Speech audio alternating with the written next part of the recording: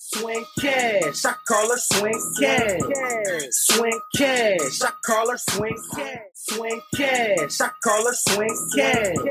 Swin Cash. Hey, what's up, y'all? Welcome to She's Got Time. I am super excited. I'm your host, your girl, Swin Cash, and this is episode 9. So we have a fun-packed show for y'all today, and anytime we have a guest, you know we go a little bit longer. I usually like to keep it at 30 minutes, but when you have somebody that is so knowledgeable and has the ability to share so much with you all, I want to make sure we get everything we can out of the interview. So make sure you stay tuned. So later on in the podcast, we have a special interview for you. So this episode is called Family Business. Now, before we get started, I always like to thank you from the top for joining us. I never take you for granted. It's a humbling experience, and I'm so honored that you spend your time with us. Now, we always like to start with the week that was, our rewind. So it was really funny because I had a very, very busy week. Not just with work, but it just seemed like I was on a lot of flights, which I was. But in between that, as most of you have already heard, the team that I actually retired with and have been working with for the last few years in New York Liberty were sold to new ownership. So kind of navigating through that. Congratulations to the team, the organization. Thank you to MSG for owning for 20 plus years the New York Liberty, but now they are under new ownership and excited for the WNBA season to come. So congratulations to everyone involved with that, and onward. Next, I had an opportunity to attend a very, very powerful event. If you haven't heard, there is a new alliance that's out. It's called Reform Alliance that is spearheaded by Meek Mill, board members, Jay-Z, Clara Wusa, Robert Kraft, and a number of other people, along with their named CEO, Van Jones. And so they have poured $50 million into this fund to be able to help with prison reform. And I gained a lot more knowledge going to this press event, had an opportunity to mingle with some of the people that were there. And it was exciting to see the diversity in the room because people really want to have prison reform and they want to help a lot of people that keep getting caught in the system in the cracks. So that was a very powerful event for me to attend. And also, lastly, the new show. So I had an opportunity to be down in Atlanta and the debut of The Bounce, which you can download Yahoo Sports app, and watch The Bounce every Sunday, Monday, Wednesday, Friday, and Saturday from 8 to 11 p.m. All NBA. It's a fun show. I'm happy to be a part of it. I was able to debut it with Stephanie Reddy and also, GP, Gary Payton's always a lot of fun. So that's what I was doing for the last week, and it was unbelievably busy, but at the same time, so fulfilling. And I know you all like to ask me questions about Saint. He is doing great, getting big, talking a little bit more. I'm in the process right now as a mom figuring out what works best for him, whether it's flashcards, whether it's trying to get toys and different things as we're trying to get to the letters and to the numbers. And so that's the process that I'm going through right now. So if you have any tips, please send them my way. I've already put it out on Twitter, but at the same time on IG. You can always DM us. Also email us at swingottime@gmail.com. Now make sure you're liking our fan pages and you're also subscribing on that YouTube channel, but also make sure you're sending us the messages. Comment down below and make sure you're telling us what you like about the show, any questions you may have. Of course, I see everything and I'm gonna make sure that I get back to you all. So as we move along, next up we have our great interview. I had the opportunity to go into the city, into Manhattan, and join our next guest at the office. Check it out. Hey y'all, welcome to She's Got Time. I'm your host, Swin Cash. I'm excited to have our guest on the show this week on the podcast. Are you excited? I am excited. You really don't need any introductions, but I'm going to introduce you anyway. Okay. So we have Sharlee Jeter with us. And if you don't know, she is the sister, but also a boss lady of Derek Jeter. She right now currently is the president for the Turn 2 Foundation, also vice president of strategy and development for Derek's whole portfolio, which means you pretty much have your hand in a little bit of everything, correct? Exactly. Now, before we go on, Sharlee, just tell everybody kind of not so much how you got here, but did you ever envision yourself when you were younger and going off to college, having a bigger brother that was playing for the Yankees, winning world championships. What was kind of your career path at that age? So I started out thinking that I was going to play college softball, and one day at that point there would be professional softball. When I graduated college, I made a different choice when I went off to school. I went to Spelman College in Atlanta that did not have a softball team, so I decided not to play anymore. But that was what I originally thought of, maybe being a pediatrician. Too much school for me. And then I said I wanted to go something into business. Mm-hmm. I just didn't know exactly what that was. And so when I went out to Spelman, I started out as a sociology major because my father mm-hmm. Is a social worker by trade. And then I said, this isn't for me. I don't know what I really am into. I love math. So I changed my major to be a math major. And said, I'm going to do something in business with a math degree. Black female can get a lot of different jobs, a lot of opportunities, and it was very rare. So I did that, just hoping that everything would fall into place. I had been added to our board of directors of the Turn 2 Foundation, which I run now. When I was 18, I was a volunteer when I was younger. So I always loved working with the foundation and giving back and helping these young people that we serve in New York, Florida, and Michigan, where me and Derek grew up. And to make a long story short, I just said, why am I searching everywhere else when there's something that I could do that would really fulfill me every single day, and also I'd be able to be close to my family.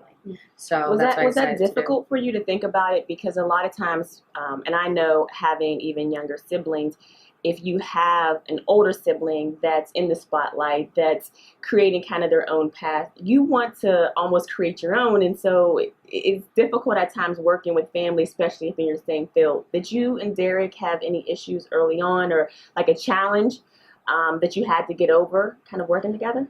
Well, I think a lot of the challenges that I had to get over were prior to me working for Derek. And that was, he was drafted when I was in 8th grade, 7th, 8th grade. And, I had a tough time going through high school. And that's why one of the reasons why I said I wasn't going to play softball anymore, because I was tired of all the comparisons and everybody saying, just every single thing I did was compared to Derek. And so I realized once I got off to school that I missed softball and that I loved softball, that I grew up playing just as long as he played baseball, and that I would never let that happen again. If I had a dream or something I wanted to do, then I was going to pursue it, regardless of what people said. But we've always been a really close-knit family, especially when I went off to college. That's when me and Derek became the closest, because he was gone for my high school years. But when I went off to college and was away from home for the first time and homesick, Derek had just went through all of that when he went down to play for the Yankees. So we talked 3-4 times a day. So we had really become the best of friends when I went off to college. So working with my family, we were so used to always being so intertwined in our lives, whether we wanted to be or not, that it wasn't that difficult to do. But there are always challenges when you're working with family. There's, I can sit in a business meeting and my dad or my brother give me a dirty look and I have tears in my eyes. And this is years ago, but because that look was like the look of death in our family. It was like they were disappointed. So when they would shoot that across the table in a business meeting, it was like, you'd have to separate and learn how to separate, the feelings and all your emotions. So that was probably the biggest thing I had to kind of get through. Any kind of keys that you would give some of our listeners who are in business, in corporate entrepreneurs, or thinking about going into business with family members? Any key learnings that you had that you would say, this is what you probably should look at doing, or strategy, some way to set up communication and separate the family from the business? Yeah, so there's two sides of that. The strategy that we used as a family, which worked, and I've heard other successful families have done the same thing, is that each one of us had to define our roles. When the roles start to overlap, that's when it starts to get a little difficult. So we had defined roles, and we had to, make a pact and agree that we weren't going to step into each other's lanes. We do have to cross over in certain things, but if I was given certain roles and responsibilities and it was my decision, to make, then I wouldn't find out later on down the road that my mom made a decision for me. And, there was a lot of learning curves. And, I reported to my father for many, I still How do. Was that? It's great because my dad's a counselor by trade. Mm-hmm. So he kind of knew how to, yeah. And I think he got better over the years because early on it was like, he'd raise his voice like I was in trouble. But, and then reporting to Derek was difficult, but now it's become easier because you start to figure out this is what I'm capable of doing. I've earned my spot here. And I think that's what the one thing I would say for people that are deciding to work with family is, a lot of families work together and a lot of friends work together. The one thing that we all could say individually is that we were qualified to be in the position. Mm-hmm. So there was nothing handed to me. I've worked in every single position in our foundation. So all of our staff that we have, I've been in their role with their job title. So that's when I think it starts to get difficult is if you're put into a role that really you're not qualified to be put into. Right. And then, there's resentment and things don't go as they're supposed to go. So I think we are our toughest critics. And, we just really make sure that we're fully qualified and prepared to do something that Derek has asked us to do. Yeah, absolutely. And I think with everything that's kind of happening now, you see 2019 and you keep hearing from last year to this year, we have the most women that have been elected to Congress. Mm-hmm. We're starting to see more women in leadership positions. Yeah. As you, as a female, an African-American female in a leadership role, how important is it for you when you're going through the hiring process to make sure that you're trying to have as much inclusion, diversity as possible within the business and the foundation? Well, it's a key priority for us. I mean, that's something, I graduated from Spelman. So, we've been trained this way and we go off ready to take on the world and bring our sisters along with us into the workforce because that was the one thing that is most important. And I say it in every one of my talks that I do is that the biggest piece of advice I have for anybody is when they get to that position, make sure they reach back and bring somebody else with them that looks like them, that has the same qualifications as them, was in the same situation as them. Always look back and try to bring somebody along with you. In our office, it's important to me to have a very diverse staff. And that's not only just because it's right, but also because we have a group of young people that have a very diverse background. So I need them to have role models within our office that look like them, that they can relate to. And so all of our kids have somebody they could look to within our office. That's very important, and I don't want to make you blush here because I know you're very humble, but also with the foundation, I was reading up on things, and there is a scholarship in your name that goes directly to HBCUs, and I think that's important. My husband and I talk about this all the time because he's a big supporter as well, making sure that we need to give back, people need to give back to HBCUs. Mm-hmm. Why was that important to make sure the foundation would have a scholarship like that?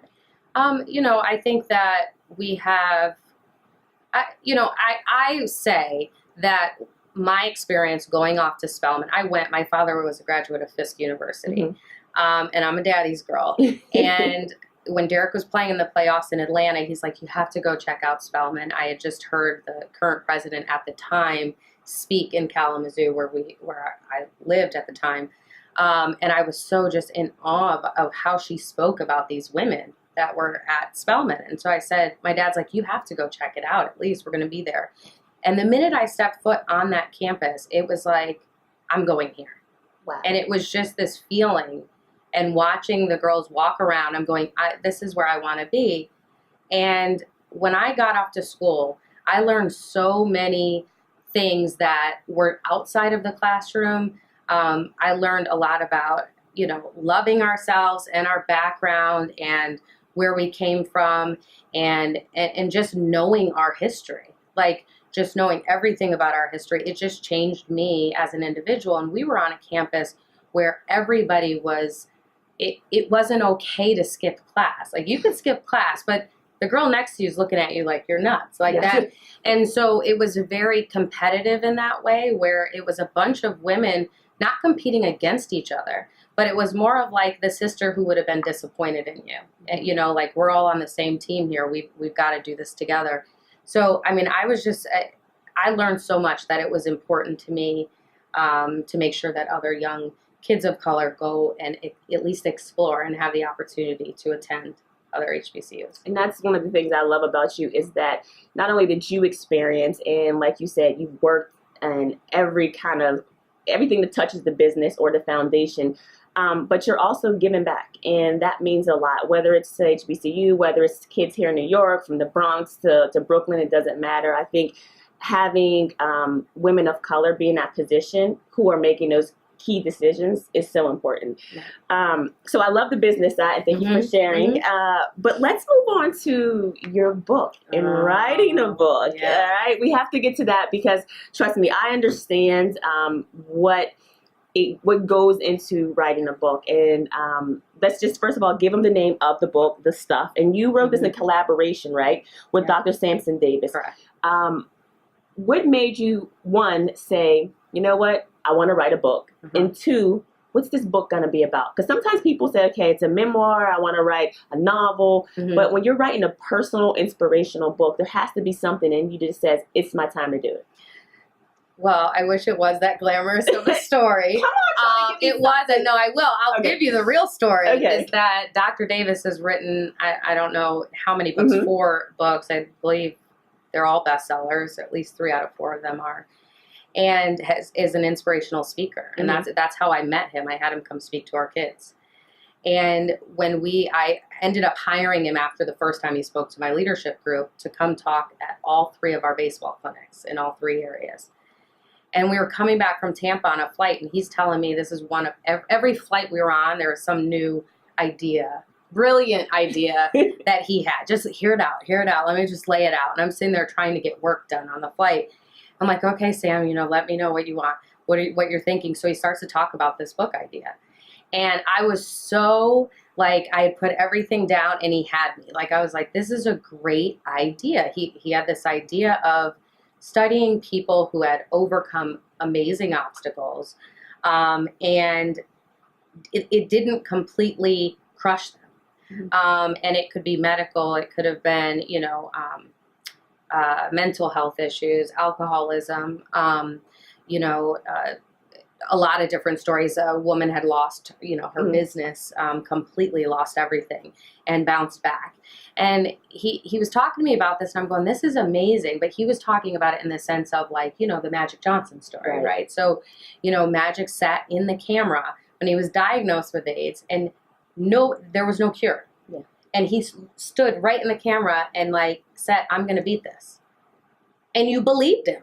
Like, you thought he was nuts, but you actually believed him. Yes. And so that was what really excited him. And he said, I want to see if there's a common gene between all of these people. And then I was done. I was like, well, there you go. Please don't make me read that. I want nothing to do with that book. It's medical. Like, why would you have something so huge? And it's not really, I'm sure there are medical things you could, but why wouldn't you do something that's just easy and take out the celebrities? Like, people don't relate to that. Like, Magic has money. Like, he can go to the doctors overseas. He can have access to different things. But go find that everyday Magic Johnson, that everyday person. See, we can relate to that. Everyone can relate to that. And so he looks at me and goes, well, if you have all the great ideas, then why don't you write this book with me? And I was like, no.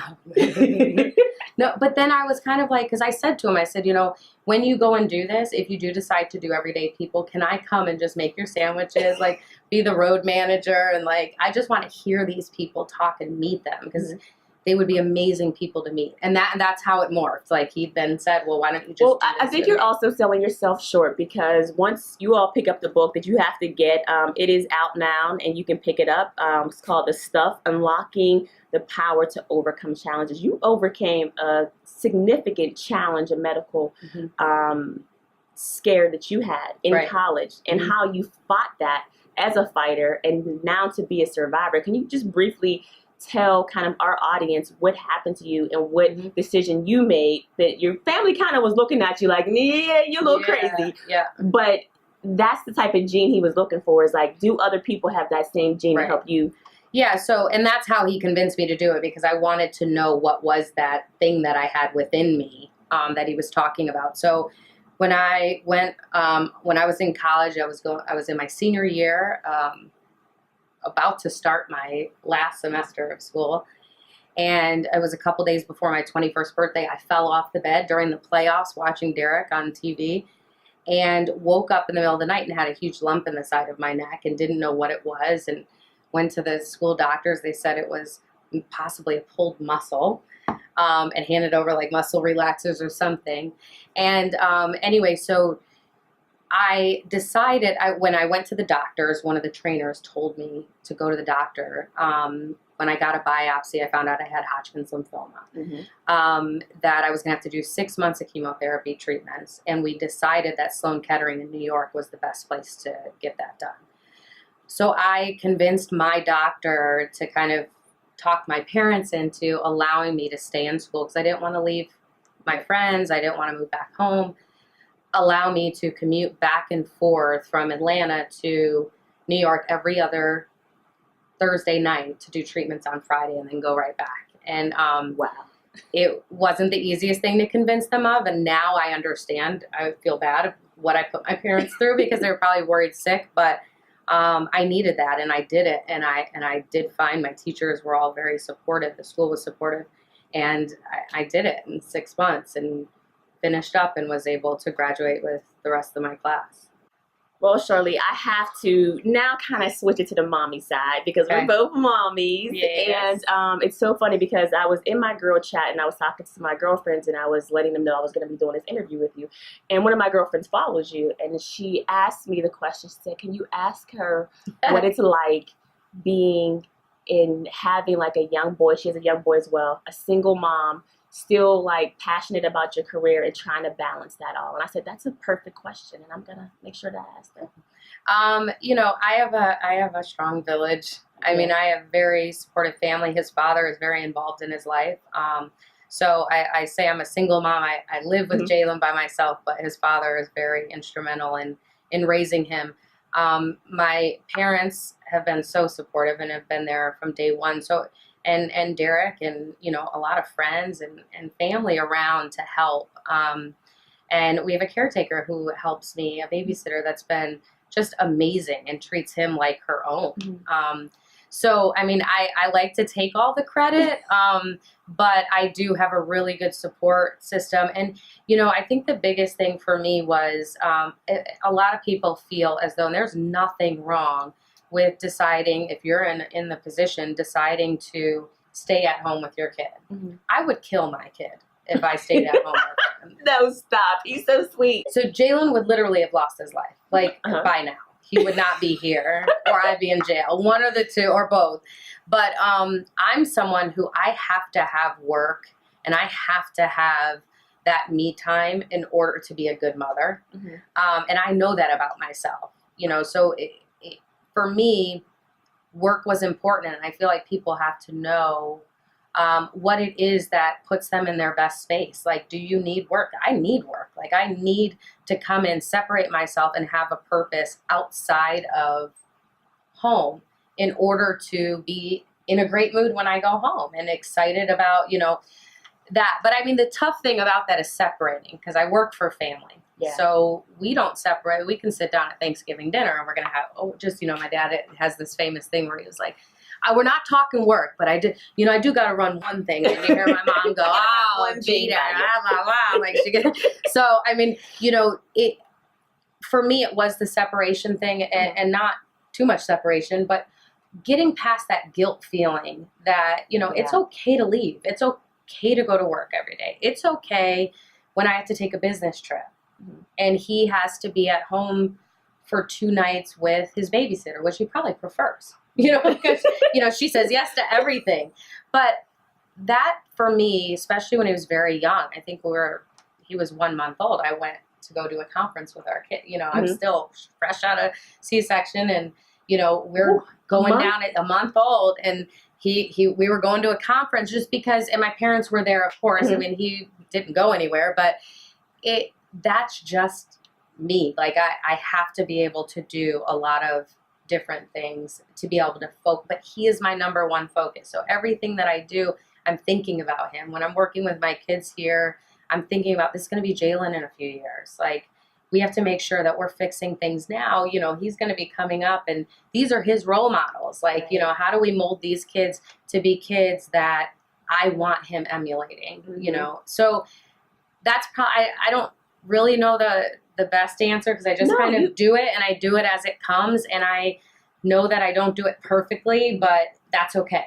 You know, I appreciate you, just your honesty, because the reality is that I think so many women, not only do they have their own guilt they're dealing with, you go on social media and everybody's portraying one thing that it's not. I mean, a lot of people are saying they have it all figured out and they don't. There's some people who are going through depression and won't talk about it. There's some people that have mommy guilt and then they're guilting other people. So I appreciate you sharing the fact that, I have family support. His dad is there. You know, I have support around me as well.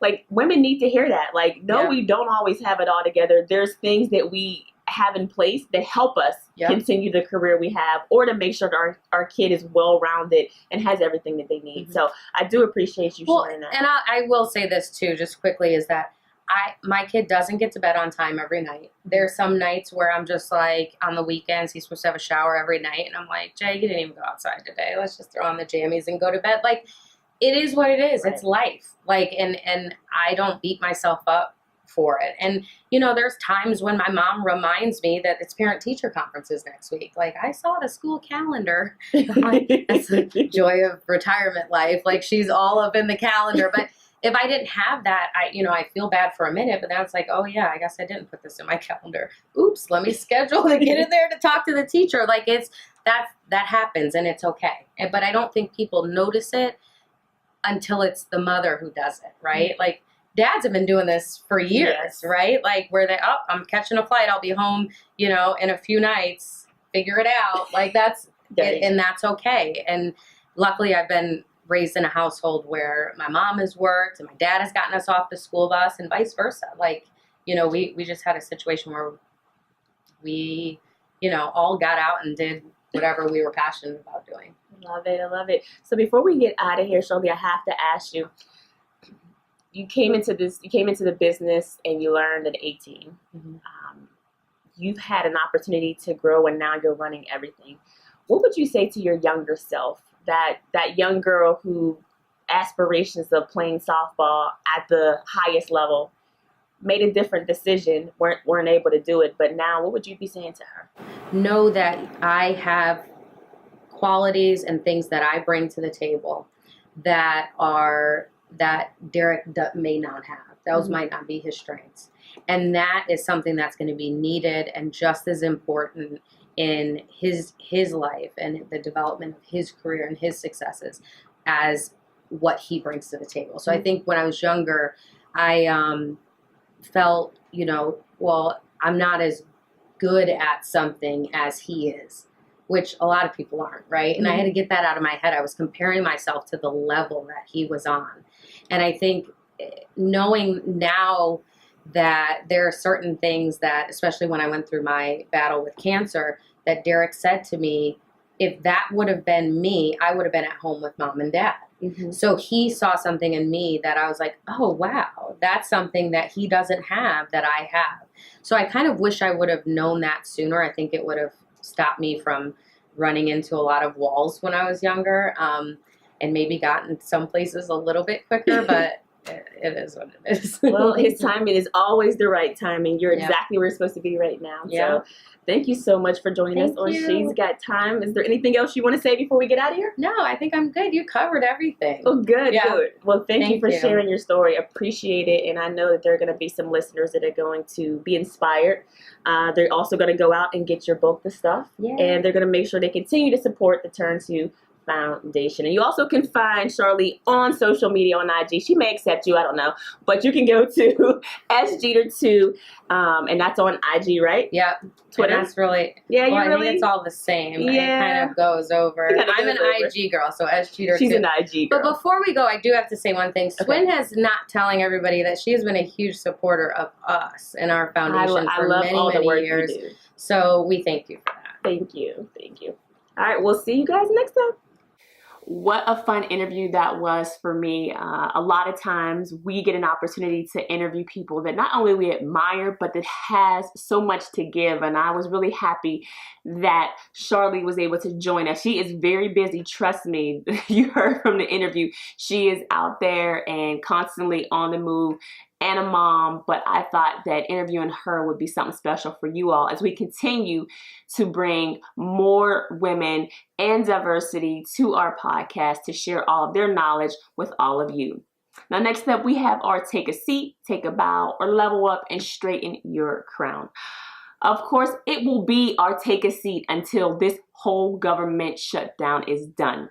This past week, over the last couple of days, there has been some bills that were brought to the floor. And of course, all of the people that voted no, not to open up the government, you need to take a seat, because it is unbelievable how much this is hurting not only our economy, but the people, over 800,000 federal workers who are missing their second paycheck. So everybody that's involved with this whole government shutdown, you need to take a seat. And matter of fact, have several of them. Okay? Yeah, thanks.